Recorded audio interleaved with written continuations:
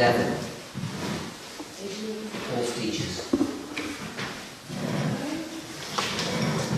So most of this Greek study is taken from 2 Peter.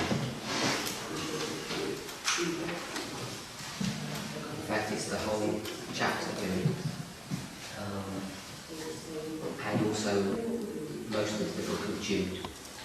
That's where most of our presentations or our studies should be focused upon.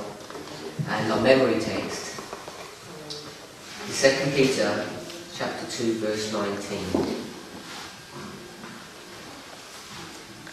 2 Peter chapter 2 verse 19.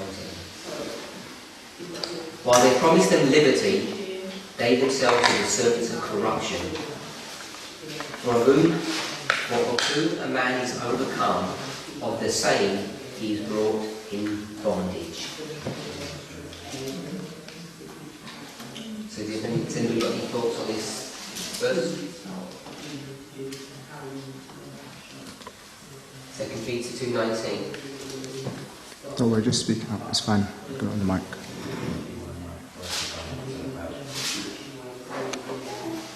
Hand mic's not working? Yeah. Okay. So you have to speak really loud, otherwise it won't get picked up on my mic.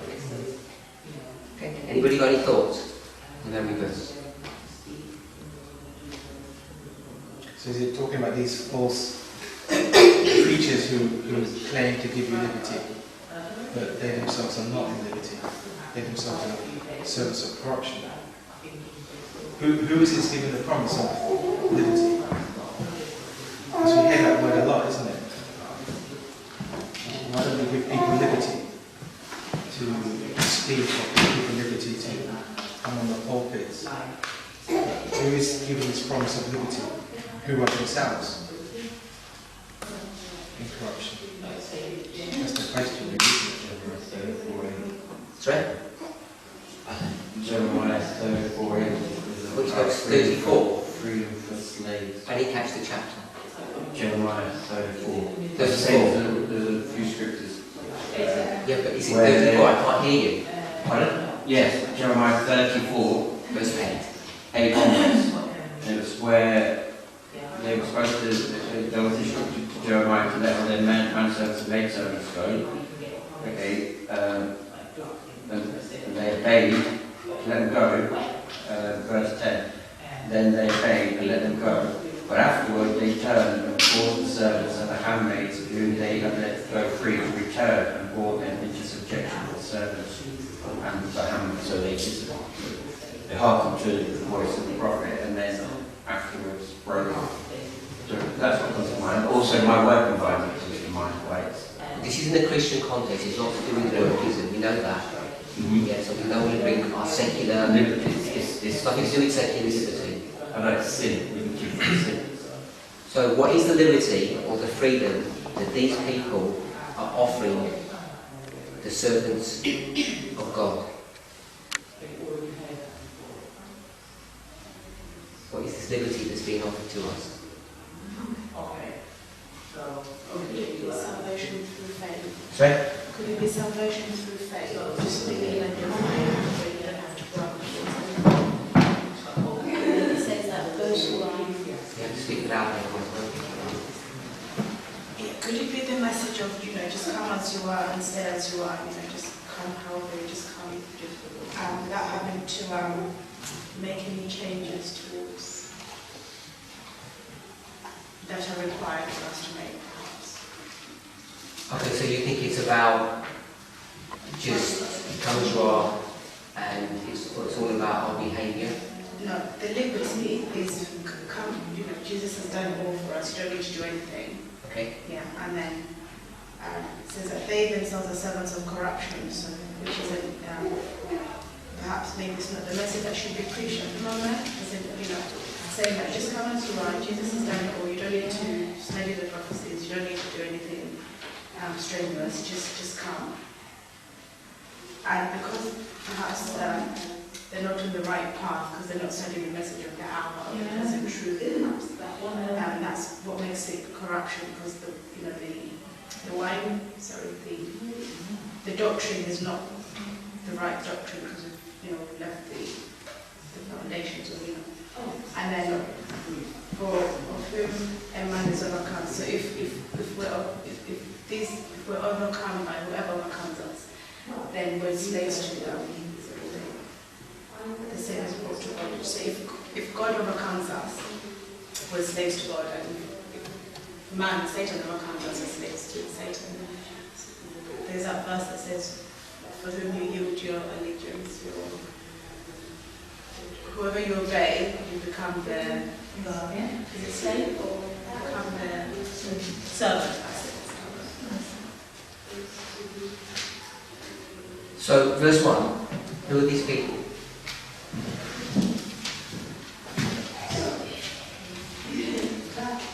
We'll read it.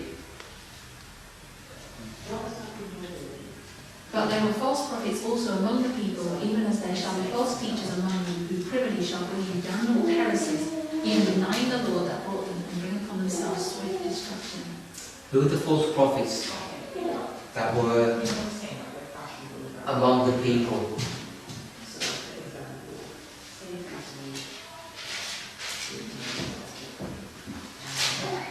Who's he referring to when he says, but there were false prophets also among the people? He's talking about some historical story.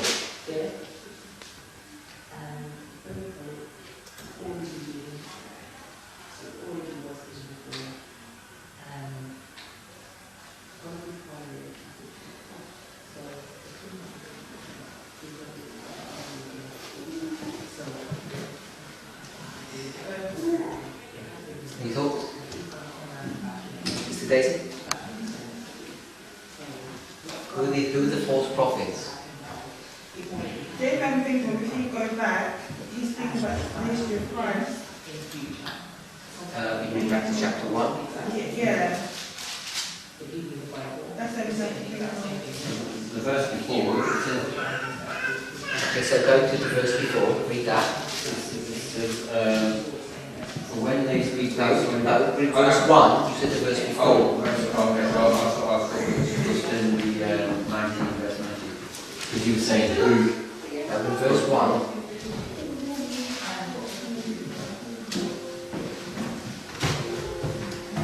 So read the verse before. Does the people of the congregation like this? It's basically the verse before. So the verse before is 1 Peter 1:21. It says, for the prophecy came not in old time by the will of God, but holy men of God spake as they were moved by the Holy Ghost. And we could even read the one, we could read the verses, 2 or 3 verses before, because it's talking about old time. So he's talking about these prophecies that came before in the old time, and it says that there were false prophets also among the people, even as there shall be false teachers among you, who privily shall be bringing damnable heresies. So, who are these false prophets?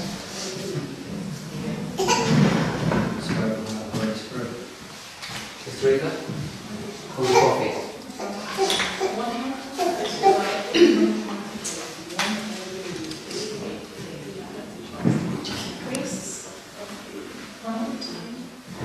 That was when they said peace, there was no peace.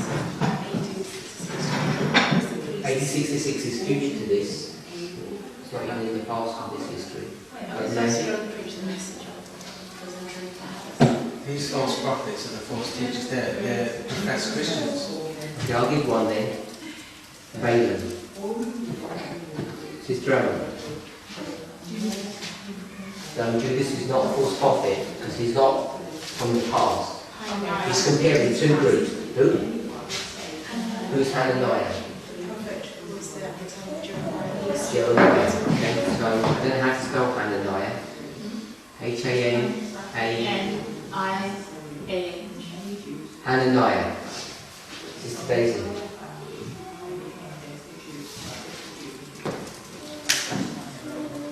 Some false prophets that you know of. I'm not sure if this one's a full one. I know there was a real prophet who got him out. Yeah. Was he a false prophet though? He was not a false prophet. That's what I'm saying. So Disobedient. Prophecy came true. This prophecy came true, so it's not a false prophet. Jesus, who all met. That's still future. That's That's what he's comparing this with this. Okay, so people have said, who did they say? Judas? Because Judas is not a prophet, what is he? He's a teacher. Okay, so you want to have Bar Jesus. Well, no, because Who's Bar Jesus? I think it's someone who Paul and the disciples met.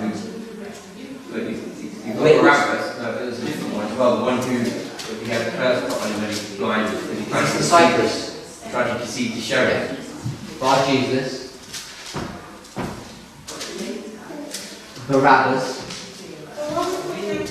Because these are, it says, read verse 1. It says, but there were false prophets also among the people, even as there shall be false teachers among you. So this is a present tense and future tense. So I'm just saying, in the story where Peter is living in the New Testament, Ephesus, these are the people that are coming up. Isn't it future to him? You think it's future to him, not present? I don't actually say, even as there shall be false teachers among you. Yeah, present tense. The false teachers are already here. It's not a future experience. Simon Magus, So that's how I'm reading that. You're reading it differently. You're saying there aren't any false teachers. I'm not saying that, I'm saying that it says, even as there shall be. So isn't that future? I don't think it is. Okay. I know shall be is a future in the English. I think he's talking about, even as there were false prophets in that history, so there will be false prophets, or now he's going to call them teachers, in this history, in the history in which we're living. So he's just referencing generally the history of Christ, even Jesus past when he's speaking. Yes.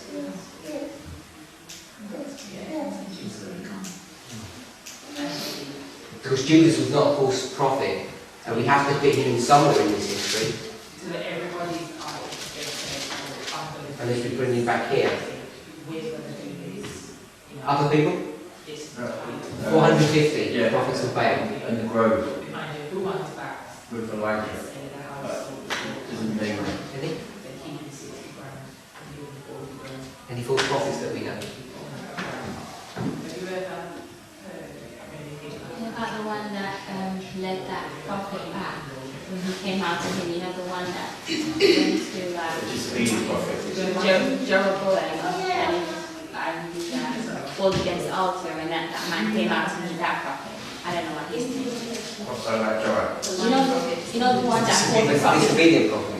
Yeah. although the one that lied to him. But the one that lied to him was a false Oh yeah, prophet. the lying prophet. Yeah, the lying.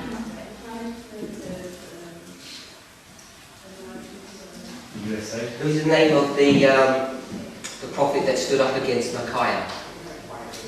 Yeah, let's look at it now. The story of Nathan, Ahab. isn't it? What's his name? 2 Chronicles chapter 18. Zedekiah. Huh? Zedekiah. Chronicles 18. Check it, Zedekiah. Zedekiah. Zedekiah, the son of Zedekiah. Okay, so what are we supposed to do with all these people? Even though Sorry? What are we supposed to do with them? Why is he referencing them? showing The servants of corruption. Sorry? They are the servants of corruption. Yeah, but why is he referencing them? What's the purpose of him referencing them? There's in the verse. amongst the people. Yeah, but why is he even bringing them up? Because they bring down all heresies. No, why is he In bringing them up? contrast to the false teachers that they're going to do the same thing. He's not contrasting them. He said, even so, So even what does a contrast mean? enough Contrast is black and white. That means they're different. different. So he's not contrasting. No. So what's he Same doing? as. Same as. Same as. He's saying these are the same as false teachers. So let's do what Sister Daisy said. Let's bring them all here. Over here. Is that what you're saying, Sister Daisy? No, that's fine. Let's do that. So here's Judas. So what's that last one on the Bar Jesus? He's got I didn't finish that. I'll write it here. Bar Jesus and Barabbas. That baptismal parameters. So let's do what Sister Daisy said then.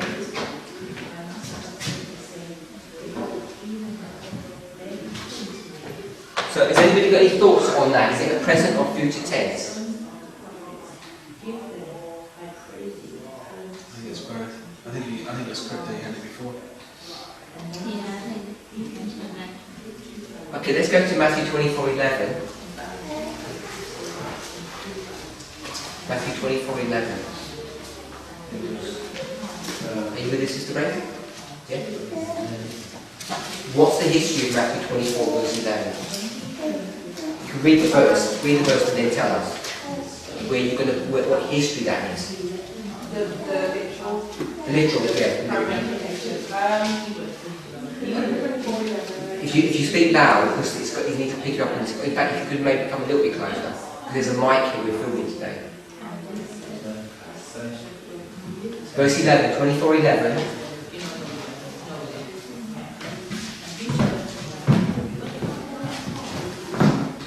You just move one chair over. That way. 24:11. Just read the verse out first, and then work out what it was. False prophets. No. She's reading the verse, she's going to explain it. And many false prophets shall rise and deceive many. Okay, so Matthew 24:11. What year is this, Sister Daisy? Sorry? Well, when it's given, when the prophecy is given. Okay, so in 31, Sister Grace, what's the verse? What's the history of this thing? I'm not sure if this is in 31 AD, but... No, the prophecy is given in 31 AD, so Yeah. that's asked that. But when's this verse applicable to? What history? Just not the exact date, obviously, but what dispensation is it? The early Christians. Okay, the early Christians. Okay, so Brother Mandy, Matthew 24 is which histories? The whole of the chapter. What histories are there? It covers two histories. It covers the history up to destruction of Jerusalem, and it covers our history. Sister Emma? How many histories are there? There's 3 histories in Matthew 24. We'll put the 3 histories down. So the first one is New Testament Church. And this is 24:11. Are we okay with that? So 24:11 is New Testament Church. The second history got right? Yeah. Sister Emma? Middle. This is the Dark Ages. So Zion of Ages chapter 69, Ellen White's going to comment on this, and she's going to run through the sequence of events that happens in this history, and then she says Christ jumps, she doesn't say 4 centuries, but he's going to jump 4 centuries into the future. When does the New Testament Church finish approximately, Sister Daisy? Yeah. A day. A rough day where we end the New Testament Church. Sister Gray? 100 AD. So it goes to about 100 when the book of Revelation is written, thereabouts. So then it's going to jump 4 centuries to what date, Brother Mandy? 538 to 1798. And then, what date does it finish? Just read through it. The prophecy. Second Advent? Brother Richard? When does it finish? When does this finish? Chapter 1989, Sister Octavia. Second Advent, Sister Grace. Second Advent, Sister Ted. Sorry? What you made is that? Third step, please. Close of probation. Daniel 12:1 minute. Yeah. Sister 1844, Sister Alison. When does this, what's this waymark here?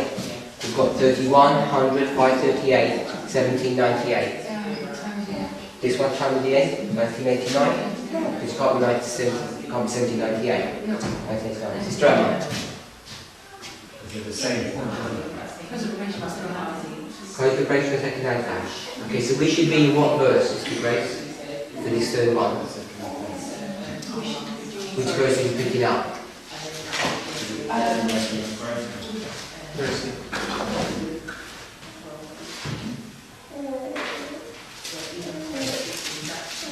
31, is it? You mentioned 31? 30. Or 30?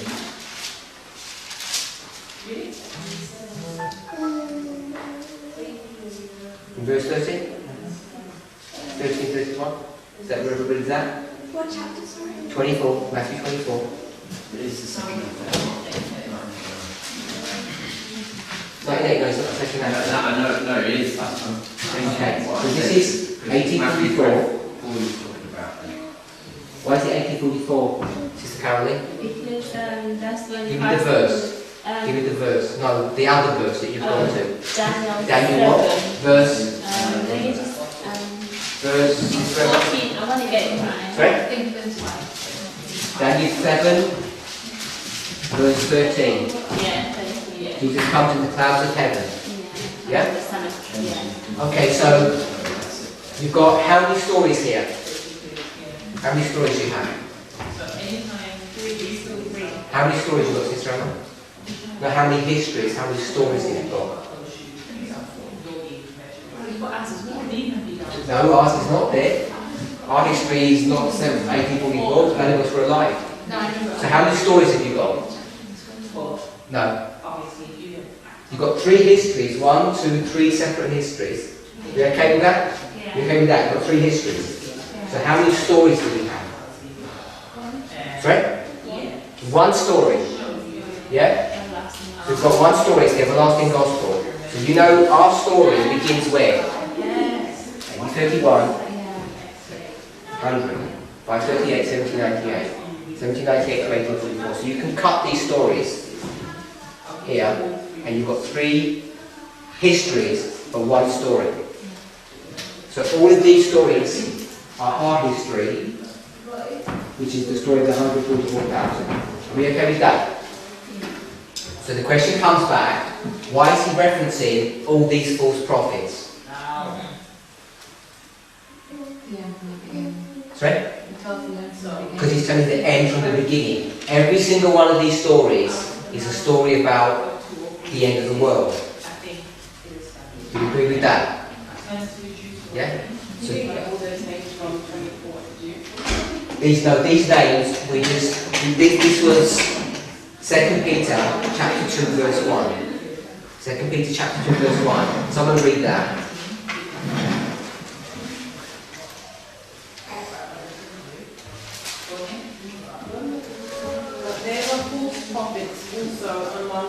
So we just stop there. So this is just a list, cursory list of false prophets.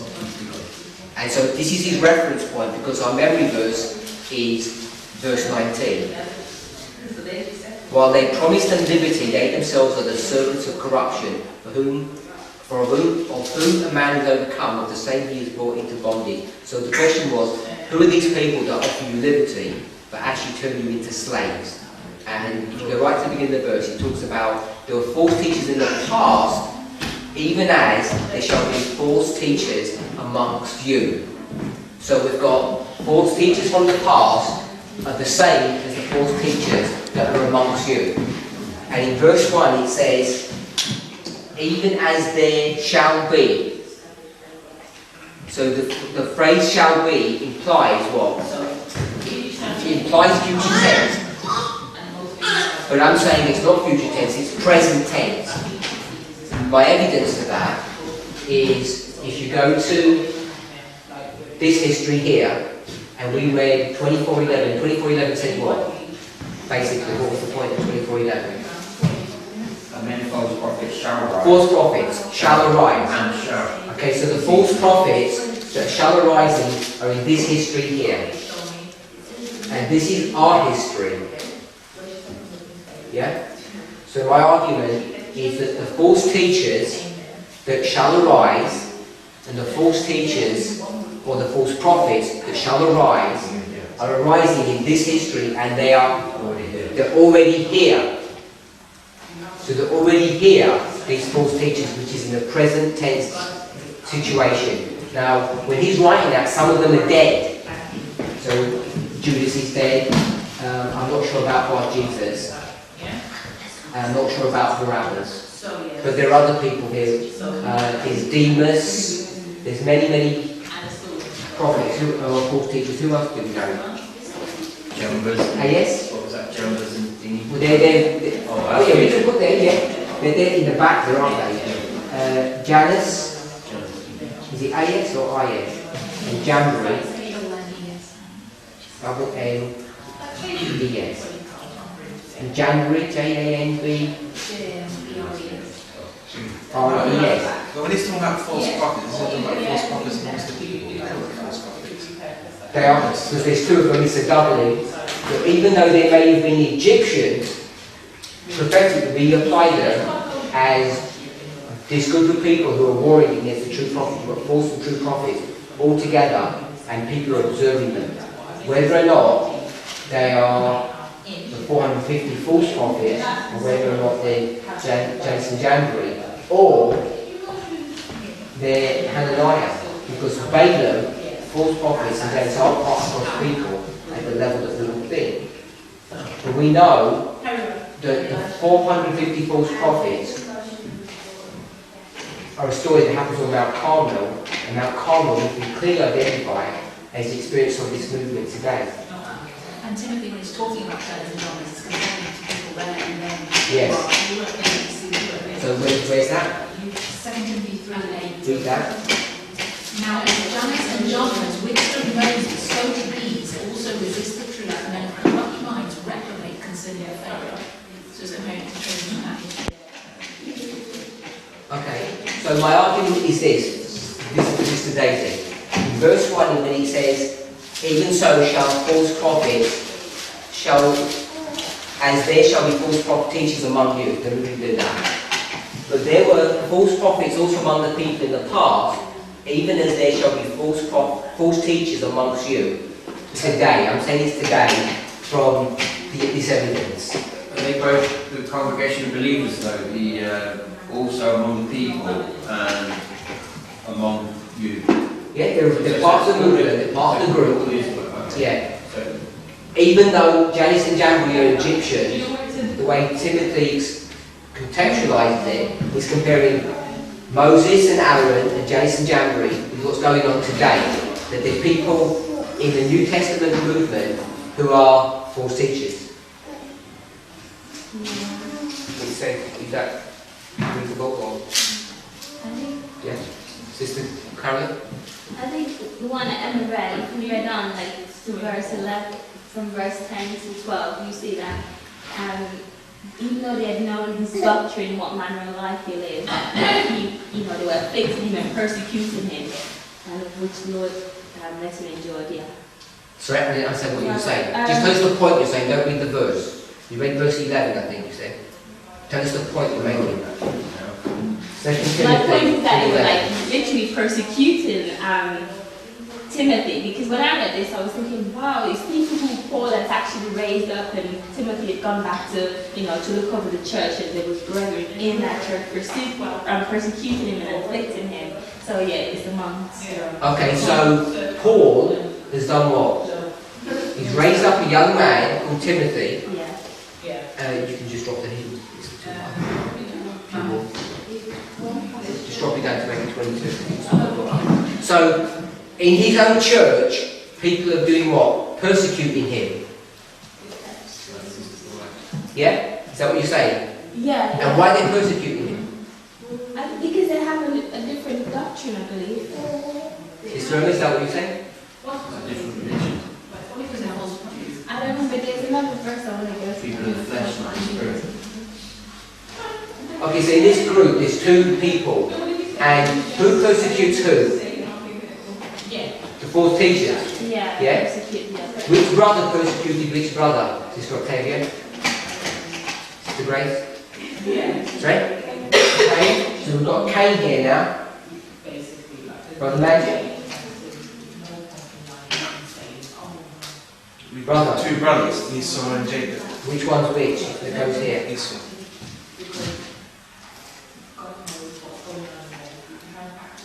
E-S-A-U. Sister Emma, another one.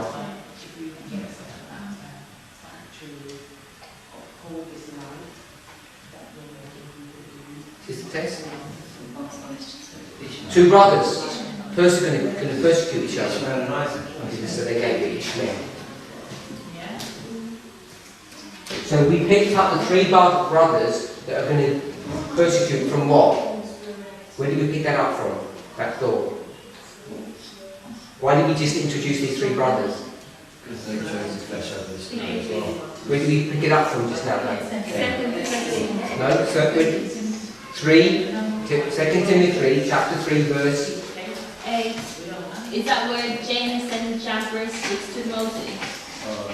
You read verse 11, and then you said the problem is they're persecuting Timothy. Yeah. Is that what you said? Yeah, and persecution and affliction who came to me, yes. Yes? So there's persecution, and the people who persecute are Cain, Esau, and Ishmael. We've also got Joseph and his brothers. Joseph and his brothers. So you've got the 11 who persecute. And that would be a what? A chiasm. It is 10, but we put the 11 with them because Benjamin's with them, even though he's not part of the problem, because 11 becomes a symbol. But it's a chiasm because also in the history of the disciples, the 11 are his disciples, and the one is not. So 11 becomes a symbol of persecution or separation or the two groups. So we can go to any one of these stories. Any more, Sister Tess? You must know some more. Persecution. Of all these people? No, just names. One that came to mind. Sorry? Something in that list, yeah. We missed that one. We didn't, we said it earlier. Where is it? I didn't bring him up there. Yeah. I did say it. Simon Mann. Yep. In verse 8 where it says withstood means to set oneself against. So Against. Yes. Janus and Jambres were persecuting Moses because against him. They're fighting against him. Your daughter, when Jezebel died, she was a false, she was a priestess. She's the mother of. She was the mother of all false prophets. Yeah. Anybody got any thoughts? So this is one of the things that gives us license to go to all these Old Testament stories and bring them all into the present. Because the verse says that we're supposed to do that. As they were there, so they will be today. Yes? So what we would do is, what would we do now? Compare their doctrine and what they're doing. You compare what they're doing. What is their issue? Because whatever their issue is, it's telling you what? Can I throw one out as What well? was it telling you? It's our issue now. It's telling you what the issue are today. And you want to throw something in? Because I read this thing about Elisha when Elijah was ascended. There was two schools, and I don't remember the location. I can't remember it now. But one of them decided, 50 of them decided from one school to go look for Elijah when Elijah told them not to, and the other one from Bethel, that school from Bethel, that the children were mocking Elisha. I want to understand that opposite. I don't know. We're not going to do that here. Yeah, because there was school of the prophets, and one of them were mocking. What's Balaam's objective?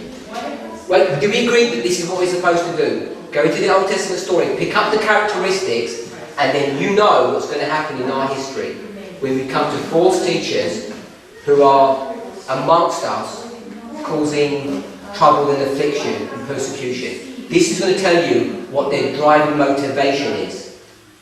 Is that fair? Yeah? So what's Balaam's problem? Money. Sorry?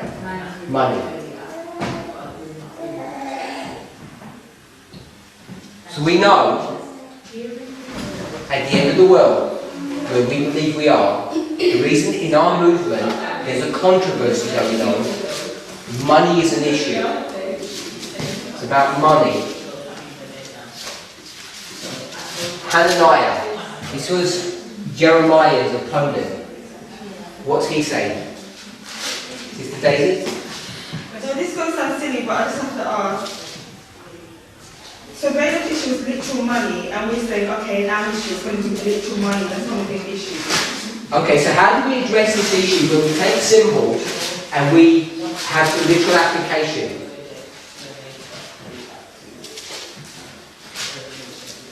Brother Richard, could you just crack one of those windows? How do we deal with that? Because the implication is, this is the great lady saying, don't make it literal money. No, that's your question. Don't make it literal. You're not saying don't, but the implication is, we are supposed to be doing that. We always do that. We always take the characteristics of a rainbow and we apply it to our time. She does use the one apply to our time. She's saying to apply the literalness of that history with the literal and make it literally alive. We do that all the time. We take the literal. Give us an example. When we say there's okay, we take the concept like when Paul's hands bind up like Adam, we say there's a binding. Yeah, but no, that's not literally binding. Okay, but Christ suffered business in the cross, will suffer business in our time at midnight. I mean, it's business is business, isn't it? Maybe the cause may be different. No, it's not the same thing that you're saying. I think we know that even as you're answering. Another one? Great. Who's the richest president we've ever had in the whole world? The richest president. Oh, I've seen evidence that Donald Trump's richer. And even if you do Washington and Trump, it's still the first and the last. But it's still literal wealth that we're marking there. When we're taking a symbolic figure and making him literally rich. So we do that. You happy to do that? But then we applied it to the actual nation. Oh, we might make an application. We're not throwing away that he's literally rich, the richest president there's ever been. But are we saying that that's what the prophecy said, or it just happens? He just happens to be? Okay, I am. What are you saying? I just want to know if you think. With President Trump, when you say you don't want to take it, he's literally the richest man. What I'm thinking is that he very well could be the richest man, but is that what the actual prophecy is saying? That's my question to you. You're arguing, I guess you're saying no. So it's a coincidence that he's the richest man. So you say, oh, it's a prophetic waymark that he's the richest man. What I'm saying is that he could very well be the richest, but whether that's what the prophecy is saying, that's another story. That's what I'm saying. Well, that's what I just said. It's just a coincidence that he's the richest person that's become a president since the first. But the prophecy isn't talking about his personal wealth. It's talking about something else. That's what you're saying. It's not literal wealth. But we do that with all the stories. We say You said that a minute ago. We give us one example. like there's a Tarian. Here's a Tarian, and there's a Tarian in our time. Or there's a hiding, and there's a hiding in our time. No, it's not the same. It's not the same.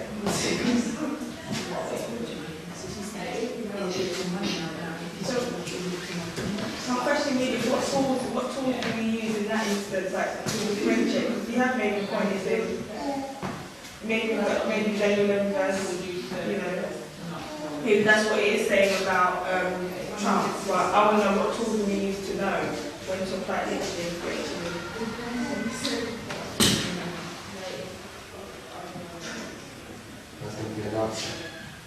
Let's go to Hananiah. What's his problem? Yeah, that's true actually. Yeah, that's true. I found this guy called Shemaiah. No, we'll go with Hananiah, not a new one. But Shemaiah prophesied to Jeremiah in rhymes. Because he made Yeah, but let's go with this one. He's preaching prosperity and sweetness to the air, basically. Saying sweet things. Sweet things. He's got peace and safety. And what is his peace and safety? That they'll be fine what they got. That Babylon will lose. Right? They'll be fine, they'll be victorious if they Okay, so they're not going to be destroyed.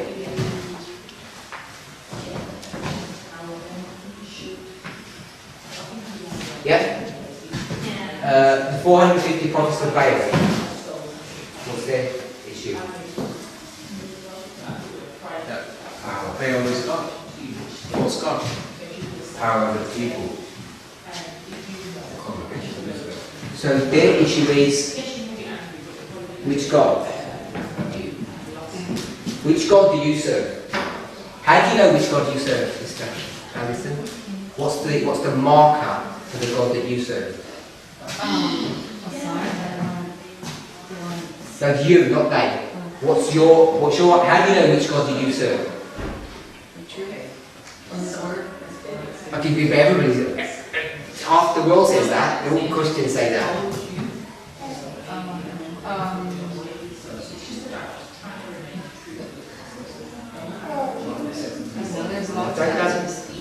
I guess the law. The law. Okay, Sister Tess, what's your marker? In the story of the prophets of Baal, which is the true God? So that's their issue. So today we've got to make some application about how do you know who the true God is? How do you know who the true God is today? From the story or any? No, it wouldn't be from the story per se, because we're not going to. No, okay. So you just, however you want to do it. How do you know who the true God is? Which is the true God? The word. All of it. The word, but all of it. Even the bits people don't understand without. Okay. Sister Caroline. Which question back now? Okay, everybody's got to know the question because I don't want to ask the question every time I go to somebody. They've got to concentrate. Where the prophets of Baal, we've said the issue is you need to decide who's the true God. In this story, it's the one that brings fire down from heaven. Yeah. That's the true God. So it says which God is true. So today, how do you know for yourself which God is true? Because there's false prophets saying we serve the true God, and there's a true prophet that says we serve the true God, and you've got to know which one is the right one. So how do you know who the true God is? In our day. In our day. So it's like you need, that's what you're supposed to do. How do you know it? So what's your marker? Repeated history, repeated Millerite history. Repeat of Millerite history. Moving away mark, especially 9/11. So okay, so just a simple one. You're saying Repeat of history. okay, but everybody's going to say that. Millerite history. Holy Spirit. Okay, so you put Miller history, and you said something else. Especially 9/11. Not moving. Especially 9/11. 9/11. Yeah. Sister Grace. 1840. Isaiah 46:10. Read that for us, please. Isaiah 46:10. Declaring the end from the beginning, and from the ancient times, the things that are not yet done, saying, my counsel will not stand, and I will do all my pleasure. Okay, so what do we call that, Sister Emma? Yeah, simply. 2 words. Revelation chapter 1. That's right? Alpha and the Omega. So this is what Sister Carol Lee said. Alpha and Omega is what Sister Grace is saying. She's given a Bible verse now. There are a number of Bible verses that we can use, but this is the good one. Okay, it's the Alpha and the Omega. That's how you know who the true God is. Because it's the true prophet that's going to tell you who the true God is. Yeah? By their message. Yeah? And their messaging and their identification is, so there's going to be an argument about moving the waymarks, about identifying who the true God is, which means who the true prophet is, and it's connected to the issue of the correct application of Isaiah 46 verse 10. You declare the end from the beginning. Does everybody know what that means? The end from the beginning. Do you know what that means, Sister Octavia? What does it mean to you?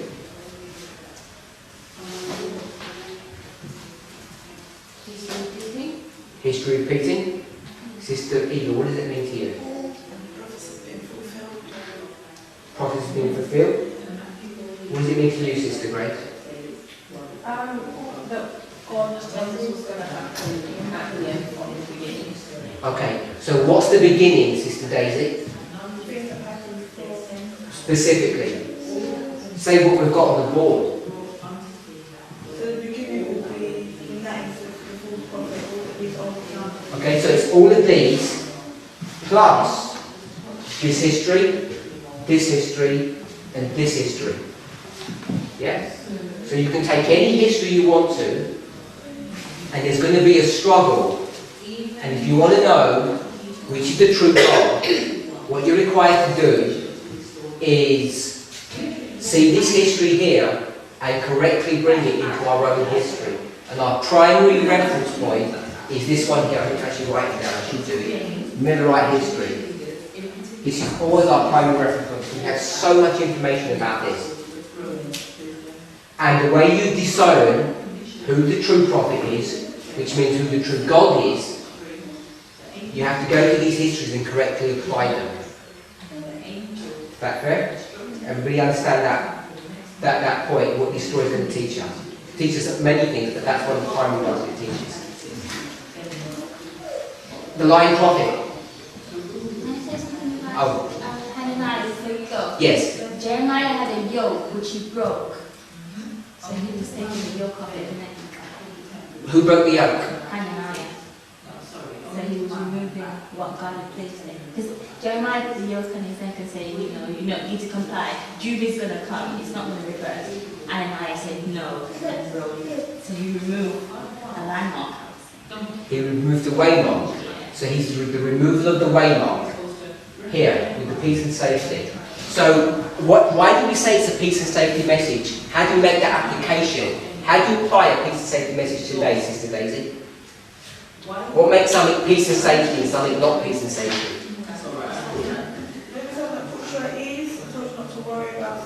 Okay, everybody says there's a close of probation. The whole church said it. But we accuse 99% of our churches of having a peace and safety message, but they teach what we teach. We all know there's going to be a close of probation. We all know that lots of people are going to die. We all know that the great test is the Sabbath at the end of the world. So why is their message of peace and safety and ours isn't? Because they push it forward. So if they move the waymark, that's what makes this a peace and safety message. So, Fred? The message of the third angel, which is future. Okay, so that's what Sister Caroline's picking up, I think. You destroy a waymark and it makes it peace and safety. Yeah? And before that, what waymark are they is Hananiah destroying? How many waymarks do we have? Simply, Sister Tess. 3 waymarks. We have 3 waymarks. 1, 2, 3 waymarks. What's the last waymark, Sister Caroline? the third waymark, the binary waymark. Yeah, so we've got 1, 2, 3. Yeah. What's the symbol for the third one? Judgment. The symbol for it. Symbol. Sorry? Sorry. Shut door. Yeah. So the symbol for this is the shut door. Yes. And what's the symbol for the first waymark? Fear. Sorry? Fear. Fear, but there's another one that we have. There's another one that we have. It's a symbol. Sister Emma? No. In the temple cleansing, because this is the temple cleansing, the door gets shut here. When Christ comes and cleans the temple, the door, when they leave, you shut the door. It's all nicely silent. What's the first thing that happens in that story? Why do you all run away? What are they scared of? Enjoying? Sorry? They're people scared of? But Christ isn't divinity. Christ is humanity. So what are they scared of? Divinity comes out. What do we call that? We've got to speak loud. We're whispering. So we've got humanity and divinity.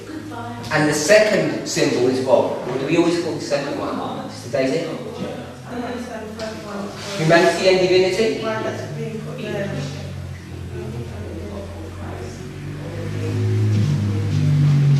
When you have a 3-step temple cleansing, the first thing that needs to happen is that humanity and divinity must combine. What's the waymark for that first one in this context? No, what we would put in our history. What waymark is that? Time in the end? Anyone else? It's 9/11. So this is 9:11. What are you supposed to do at 9:11, Sister Daisy? In Revelation 10, in Ezekiel 2, 3. Okay, you're supposed to eat. Okay, so when you eat, divinity and humanity combine. And when that happens, what comes out of you? What do you see when that's magic? What do you see? Glory. This is the glory of Revelation 18. Then what's the second waymark? Because righteousness wouldn't really be here. What's the second waymark? But what is it? Sister Emma? Living testimony. But we call it a special kind of a test. Litmus test? Who said that? Visual test.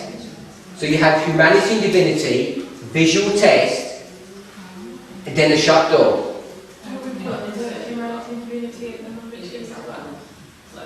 When we talk about the 3 steps, we normally put humanity because we've got eating of the flesh. So we can move to here, I agree with that. But in this just in this symbology, I just want to make one point, that we have humanity, then you can see. The point I want to make is that you can see the second step is visual. It's not secret, it's not hidden away. You can see it. Yeah? So I just wanted to get that and bring it to this issue here. Hananiah is doing what, Sister Caroline? He's doing something visual. What's he doing? Breaking the yoke. He's breaking the yoke. So the breaking of the yoke is everybody's there and they can see the yoke's being broken. Yeah. So what step is being attacked to get a peace and safety message? The second step. It's the second step that gets attacked. It's always the second step that's going to get attacked. Which is why you want to bring number 2 here. Because we have to bring number 2 here at 9:11. Because when you get humanity and divinity, righteousness is exhibited. So even though I drew it separate, I'm saying this, that Hananiah, his peace and safety message, which means they're not going to be destroyed, is what? It's an attack on what? The second waymark. And this is the yoke. Everybody can see what's being broken. And when you destroy the second waymark, you now have a peace and safety message, because what do you have to do if you rub that out? You have to, because you've got to have a second waymark. You're going to have to push it into the future.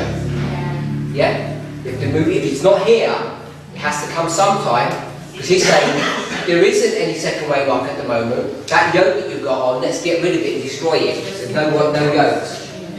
And then what does Jeremiah say? Don't worry, it's all good. Because there's going to be another yoke coming your way. The Lord says, though you break this thing of wood, I'm going to make it of something else. So there's a wood saying that you're putting wood on this. So it's stronger than wood. And I think it says iron over iron. Yeah. They would have had an easy time. Because they just obey, it becomes a lot tougher. I think it's connected to 9/11 because Christ says, "I never come here, I'll give you rest." And rest Yes.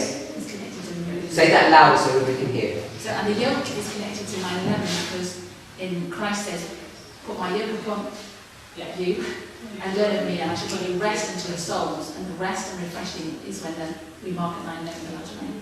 So I agree with that's what Sister Grace was alluding to, where she says, are we supposed to put the 2 here? And we are, but I just wanted to separate it to make this distinction that we've got humanity and divinity, the visual test, and the shut door. And if this is the yoke, it's the rest. And what's the destruction? He's destroying what? What's Hananiah destroying? Is it? Oh, sorry, The yoke. And what is the yoke a symbol of? We'll put yoke here. What's the yoke a symbol of? Yeah, what's the symbol of? This is Daisy. And this is what we just said. I'm just asking if you caught what she said. Oh, because she said, she quoted where Christ says, "Take my yoke from me, you shall find rest." So what is the yoke a symbol of? And rest is a symbol of? Sister Alison, what's rest a symbol of? Sorry? Not the Sabbath, in this context. Sister Tess? Yeah, but 9/11 is a waymark. What's it a symbol of? Sorry? The rest and the refreshing, but what's the rest and refreshing symbol of? Latter rain. So this is the latter rain. So when the false prophet breaks the yoke, he's destroying the second waymark, and that means he's attacking the rest, the refreshing, and he's saying the latter rain isn't really there. So you have to move the latter rain forward a bit. And where's the only place you're going to move it to? You've only got 3 waymarks. You're going to move it here to the shut door, where it's too late. Which is the story of what? Parable. What's that? What did you say? The parable of Matthew 25, the parable of the 10 virgins, because they come at the shut door with their righteousness. We don't know if they get oil or not, but they come with their righteousness here, and it's too late because they're supposed to have got their righteousness where, Sister Grace? We're supposed to get your righteousness. First step, 18. What year are we in? What year are you in? 18. Matthew 25. Put Matthew 25. 18. What year did you say? I didn't hear you. Matthew 25. Where does it begin normally? 1840. The empowerment of the first angel's message. They gather at the what? Where do they gather? Imagine where they gather. Matthew 25, where the virgins gather. Sister Emma, where do they gather? No, Matthew 25. No, Matthew 25, where are they gathering? Outside what? The bride's house. We're at the bride's house. Who's the bride? The church. Church triumphant. So they're gathering here with their, not just their lamps, they're gathering with their flagons of oil, which is a symbol of their character or righteousness in this context. And so they're supposed to have it here, where our number 2 would be, because we put 1 and 2 together. But Hananiah wants to wreck all that, and he wants to move it somewhere else. And the only other place you can move it in the parable is at the shut door when they separate. And it's too late by then. So that's a nice point that you make about the yoke. And the yoke is a visual test, and it's the second waymark. It's the second waymark that gets attacked, and that's what's under attack in our movement today. It's the second waymark that's under attack. And why did the second waymark be under attack? Because the first one was rejected. So it's a misunderstanding about the first that causes you problems into the second. And even if you don't know it, there's a struggle going on today in our movement. If you pull this back, and this was 9/11, what would this one be, Sister Alison? Time of the End. Time of the End, 1989, and this is the history of what angel? First angel. And this is the history of the second angel. And to effectively destroy the history of the second, you cannot accept the history of the first. And this is what, there's a big issue in that we need to understand, which is what Sister Reba began with when she was talking about this conversion. Because she got conversion here, and I can't remember a couple of other things, but this whole issue about the relationship of 9/11 and the time of the end is important. And it's also the lying prophets. The lying prophecy. The false testament. And what does he do? Tells a lie. He goes and gets him. Goes and gets him. And what does he do with him? Feeds him. He feeds him.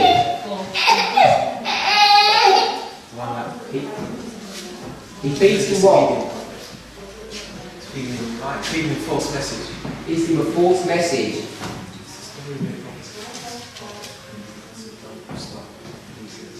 He gets ignored by a lion.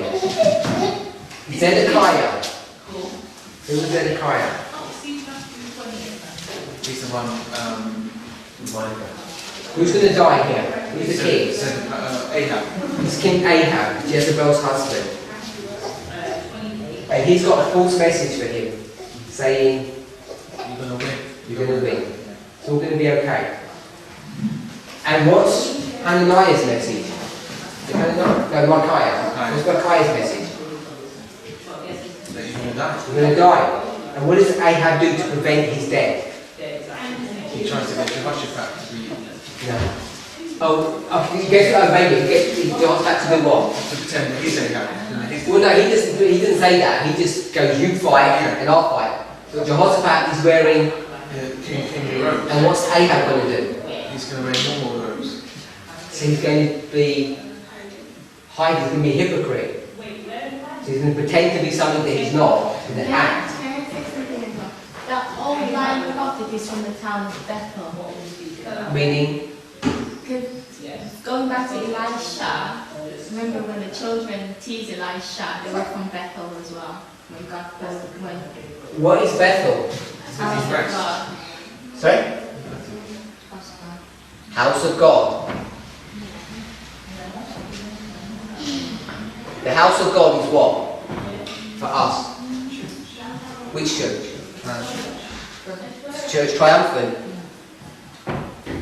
So from the Church Triumphant, people stumble on this. From the Church Triumphant, there's false prophets who are trying to deceive the true prophet. Because there's only two prophets in our movement, and one of them is trying to feed us a false message. And what were we commanded to do? What were we commanded to do? He says, go this way and do not turn back. You're not supposed to eat from their house. You're not supposed to eat anything there. So what does that mean for us? Sister Emma? Louder. You're not supposed to look at the messages. You're not supposed to look at their messages. You're not supposed to eat at their table. Because their table is a table of the table of lies. The false table. You're not supposed to eat from it. And this person comes from Bethel, which is the house of God, which is this movement, the Church Triumphant. So even though I've got the Church Triumphant, there's two parallel movements. We need to conceptualise that. Because we're in the Church Militant, but there is the Church Triumphant, which is the true prophets. And we're not supposed to feed or eat from his table. And to do so is what? Is disobedience. Because we've already been forewarned not to do that.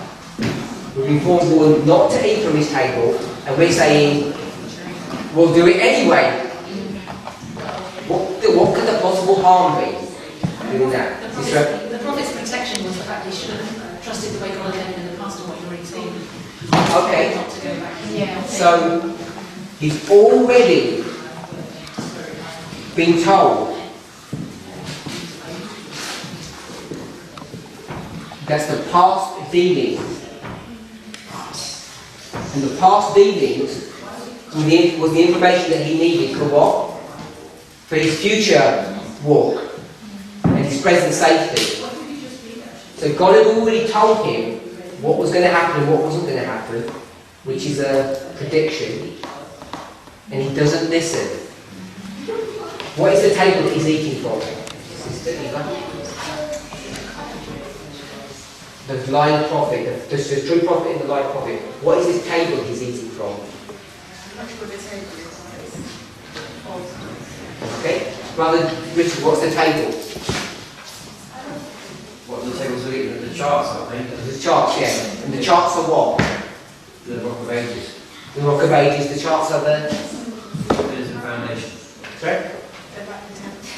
The Light and Ten Commandments. Good. They are the Pillars and foundation. they're the foundation. So they've got a different what? Foundation. They've got a different foundation, even though they profess to have The foundation. the same foundation. So when I say they or them, or I'm just talking about this story, the false teaching in what history? The history of the New Testament church, which is the same history of the Dark Ages, which is the same history of the Millerites, which is our history, this one here. Same history, same story. So they claim to have a clean table that you are safe to eat from, but you're not. Because you're forbidden to eat that meat from that table. And the tables are a symbol of the Ten Commandments, and the Ten Commandments are a symbol of the covenant that you enter into. That's why we have two charts. They're also a symbol of the covenant we're entering into, which we call the foundation. So we have this foundation, which the lying prophet says is the same foundation, but it's not. It's a lie. And to eat of that, and the worst thing is, the reason he's going to get killed is what? Is he going to get killed because he ate at the table? No. He gets killed because he was told already not to eat at the table. It's not like he's doing it in ignorance. But this man came from Bethel. And so he was deceived, thinking, must be okay. Maybe God has done what? What must God have done for him to go to Bethel? He must have changed his mind. He must have changed. And he didn't hear any voices after that. God never instructed him after that. God's going to sit back and do what? What's he going to do, Sister Emma?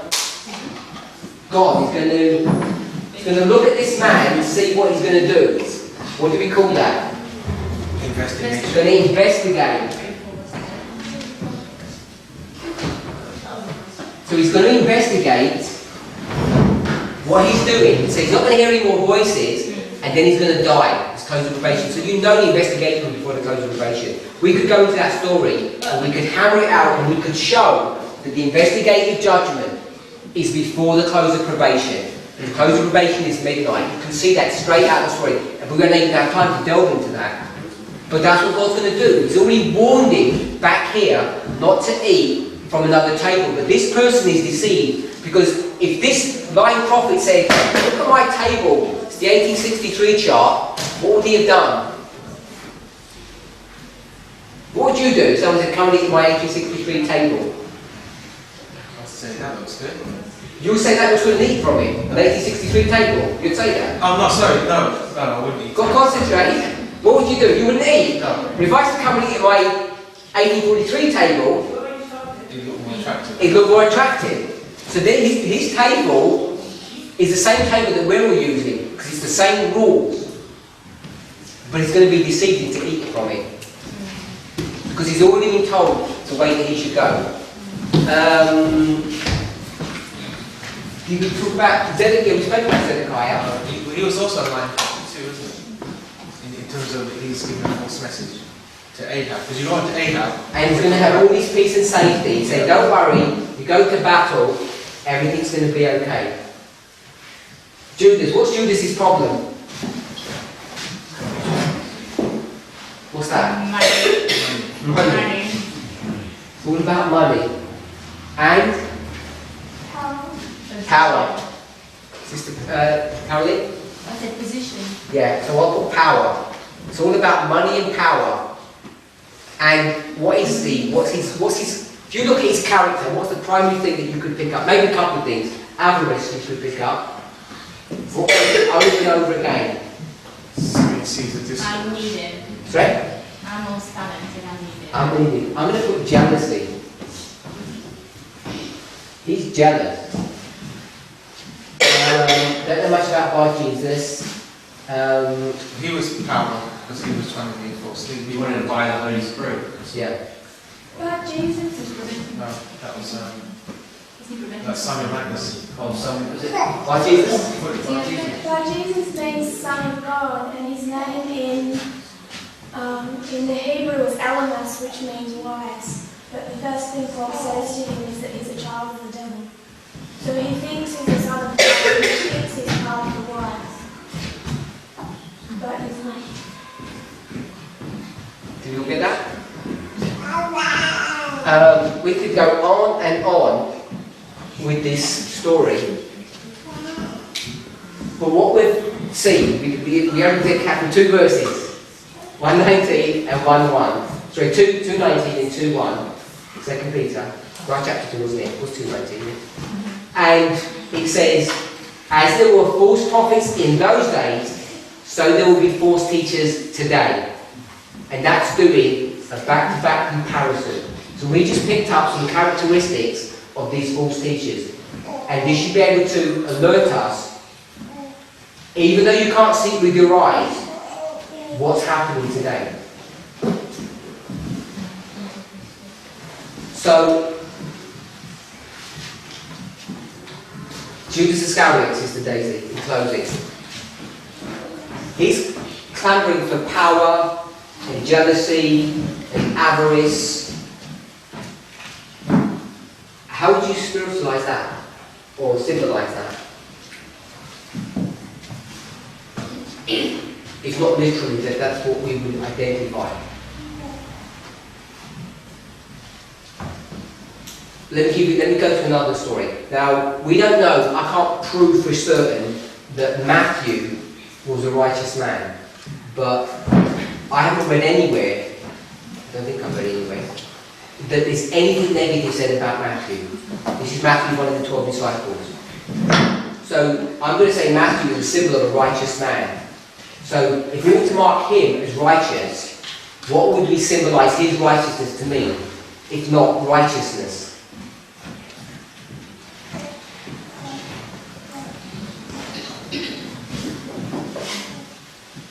Or unless you're going to say, I'm going to tell you what you think. I'm trying to get where you're going. I think I know what you mean. Are you trying to say that maybe his righteousness wasn't righteousness the way we see like right things in the message? Is that where you're going? I'm saying, don't we just take a person that history, their righteousness, just to be literally they were righteous people. In the same way, people who are jealous are just jealous, as opposed to trying to symbolise what that jealousy is about. So when we talk about power, say like talk about power, he wants to be the right-hand man of Jesus. He wants to sit on the literal throne, doesn't he? We know that. Now if we're going to take that, we're saying he wants literal power today, this false teacher, but he doesn't want to sit on a literal throne next to a literal Jesus. He wants to have some power and control in the movement of the 12 disciples. So, whilst there's symbology attached to that, the fact that he's seeking for power is a literal seeking for power. And the money, because Judas has got the bag, he's the treasurer, and he's stealing money. We know he's stealing. We're not saying that people in our movement who are represented by these people stealing literal money from us. I don't think there's that claim being made. But they do have a hankering after money, according to this, and everything that money would be associated with. Could you say from that one that they asked you? I think so. I guess.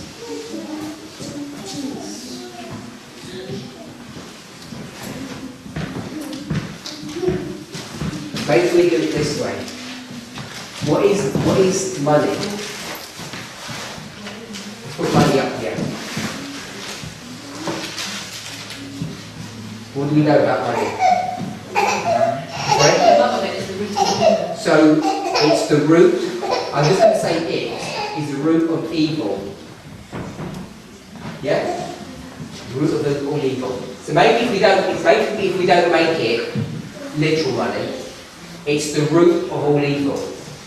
So why would we say it's the root of all evil? If the root's evil, what must be the rest of it? Right? The whole plant must be evil. Yeah? The whole system of So if the root's evil, the whole thing's evil. Another light says the tares are the embodiment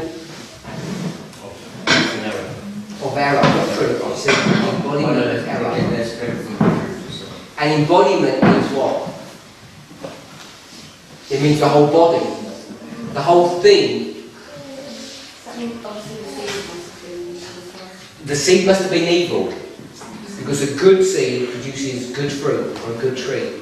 And an evil produces evil one. So from the very seed, it was evil. So maybe we could take that. Maybe if we were going to symbolise it, we'd go to money is the root of evil. And so the whole nature is corrupt. Anyway, we didn't get very far, but hopefully we can see how we're supposed to take these stories and make application from them. And in summary, what characteristics do we pick up from these false teachers who are amongst us? Name one characteristic that you have, that we might have spoken about, that you saw and you haven't. To preach a peace and safety message, Brother Magic. Teach false message. A false message. Say false message, but they're from the house of God. They're a false message that comes from the house of God. Mr. David? Sorry? Subtlety.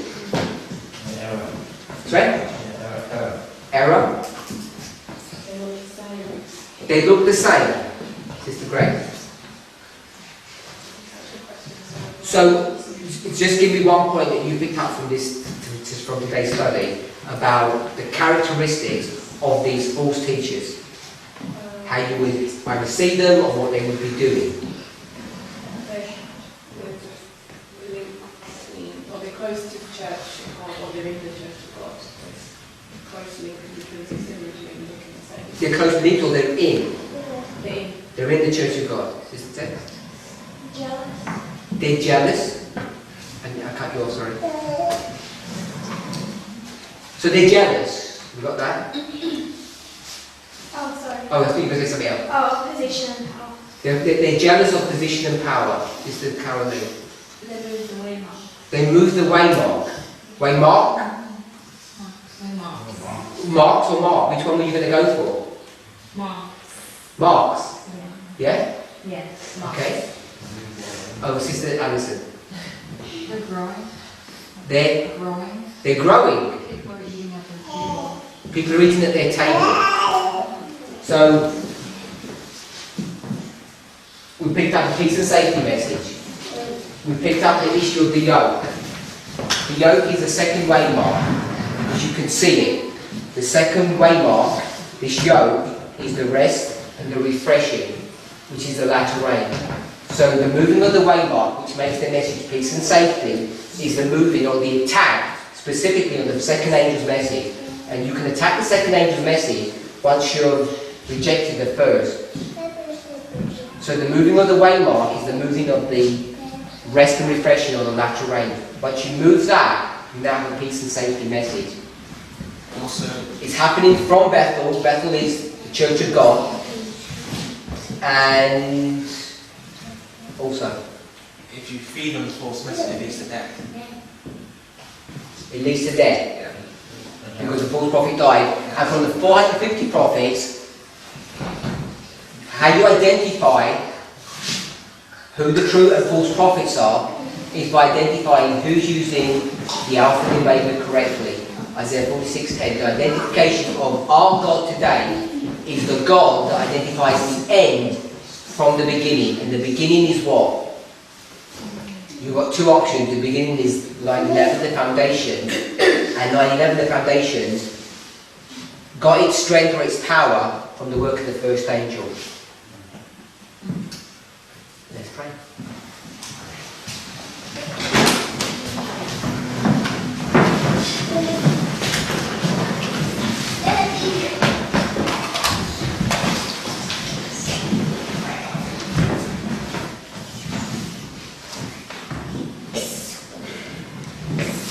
Heavenly Father, we thank you for your goodness and your watch over us.